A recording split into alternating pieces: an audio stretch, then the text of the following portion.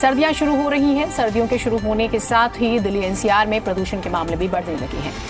दिल्ली के पड़ोसी राज्य हरियाणा में पराली जलाने के मामले भी बढ़ रहे हैं। क्या पराली जलने की वजह से या पराली जलने के बढ़ते मामलों की वजह से भी दिल्ली और उसके आसपास के क्षेत्र में प्रदूषण बढ़ रहा है?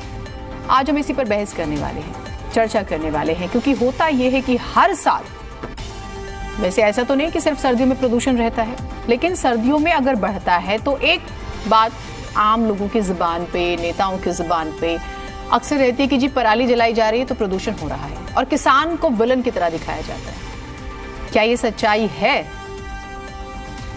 ये मूल प्रश्न है। आज हम स्पेशली पराली के विषय पर चर्चा करेंगे। आप जानते हैं कि हम प्रदूषण को लेकर एक पूरी सीरीज चला रहे हैं। आज की बहस में चर्चा इसी पर करेंगे कि आखिर पराली के मुद्दे पर राज्यों के बीच सियासी तकरार इतनी क्यों हो रही है। क्या दिल्ली एनसीआर में प्रदूषण के बढ़ने के लिए पराली का जलना अहम रूप से जिम्मेदार माना जाए, बड़ा कारण माना जाए? पराली ना जलाई जाए तो क्या हम एकदम बेहतर, साफ, स्वच्छ सांस ले पाएंगे? अगर पराली ही कारण है तो क्या वाकई कारण है? बहुत सारे पहलू हैं, आज इसी पर हम चर्चा करेंगे।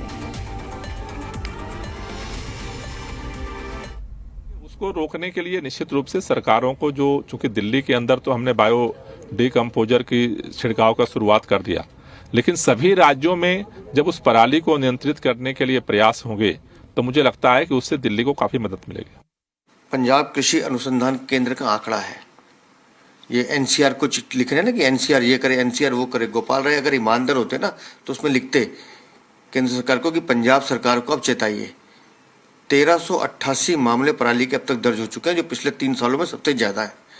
ये आम आदमी पार्टी की फेलियर है, उनकी विफलता सरकार उनकी है वहां पर। इसके मुकाबले हरियाणा में तो आधे से भी कम है। ये एनसीआर कर रहे हैं। पराली का सारा धुआं पंजाब से दिल्ली आता है, लेकिन पंजाब का रत्ती भर भी जिक्र नहीं है चिट्ठी में, क्योंकि गंदी राजनीति खेलनी है इनको दिल्ली की जनता या पर्यावरण से कोई लेना देना नहीं है।